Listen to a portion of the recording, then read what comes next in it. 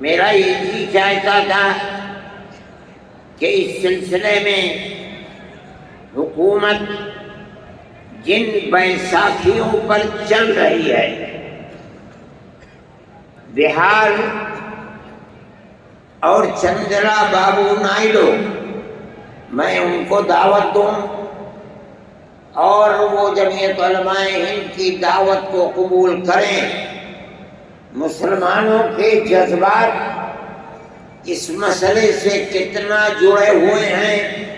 وہ اپنے بنگلوں میں، بالا خانوں میں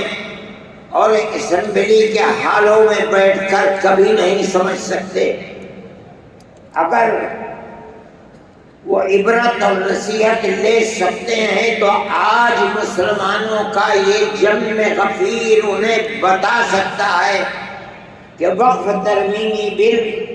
اور جو حالات ملک میں پیش آ رہے ہیں، مسلمان کا دل و دماغ کیا سوچ رہا ہے اور کس طرح ان حالات کو اپنی آنکھوں سے دیکھ رہا ہے، مگر یہ بات نہیں ہو سکی۔ پھر بھی میں نائیڈو جی کا شکریہ ادا کرتا ہوں، اور اس لیے کہ بی جے پی حکومت اصل یہ ہے کہ ملک میں ملک کے بسنے والوں نے ہرا دیا اس کو، ان حالات کو ملک نے قبول نہیں کیا، لیکن اپنے دو اتحادیوں کی بیساکھی کے اوپر بی جے پی گورنمنٹ بیٹھی ہے۔ ان میں بڑی مضبوط بیساکھی چندرا بابو کی ہے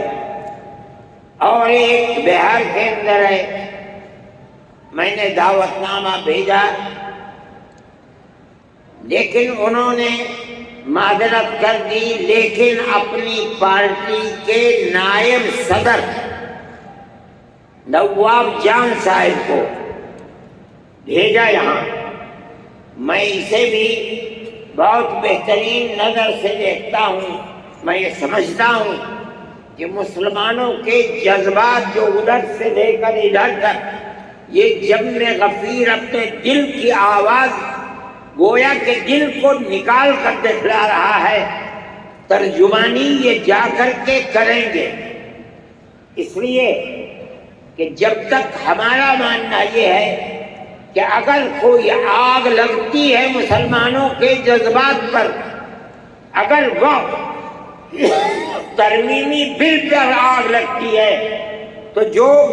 بیساکھی جس پر ملک چل رہا ہے اس کی ذمہ داری وہ اتنی ہی اس پر بھی پڑے گی جتنی ذمہ داری مرکز میں بیٹھی ہوئی طاقت پر پڑے گی۔ جو بیٹھے ہوئے میں ان کی تشریف آوری پر شکریہ ادا کرتا ہوں، اور میں سمجھتا ہوں کہ مسلمان کے یہ جذبات وہاں تک پہنچیں گے، اور جمعیت علماء نے یہ وہاں کی جمعیت کے ذمہ دار بیٹھے ہوئے ہیں۔ ہم نے طے کیا ہے کہ ہم اس مہینے کے آخر میں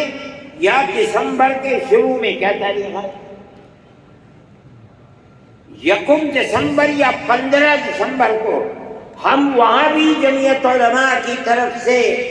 کڑپا میں، جو چندرا بابو نائیڈو کا وطن ہے، ہم وہاں انشاءاللہ 5 لاکھ مسلمانوں کو جمع کریں گے اور اپنے دل کے احساس کو ان کے سامنے رکھیں گے۔ ہم جس طرح اس مسئلے کے اندر ملک کی موجودہ مرکزی حکومت کو ذمہ دار سمجھتے ہیں، اگر خدا نخواستہ یہ قانون پاس ہوا تو وہ بیساکھی جن کے اوپر یہ بیٹھ کر حکومت کر رہے ہیں وہ بھی اس ذمہ داری سے سبکدوش نہیں ہو سکتے۔ میں اپنے ان جذبات کے ساتھ نواب جان صاحب کا خیر مقدم کرتا ہوں۔ یہ نائیڈو جی کے نائب ہی سمجھیے، ان کی پارٹی کے نائب ہیں، اور مولانا خالد صاحب مسلم پرسنل لا بورڈ کے صدر ہیں، مولانا کا تعلق بھی تشریف رکھتے ہیں۔ ان تمام مسائل سے ہے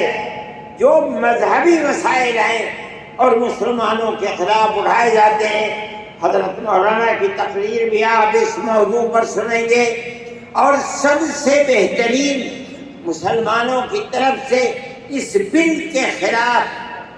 جو چیئرمین کے سامنے اور مجلس کے سامنے اس مدعا کو رکھنے والے ہیں، وہ ہمارے ورکنگ کمیٹی کے ممبر اور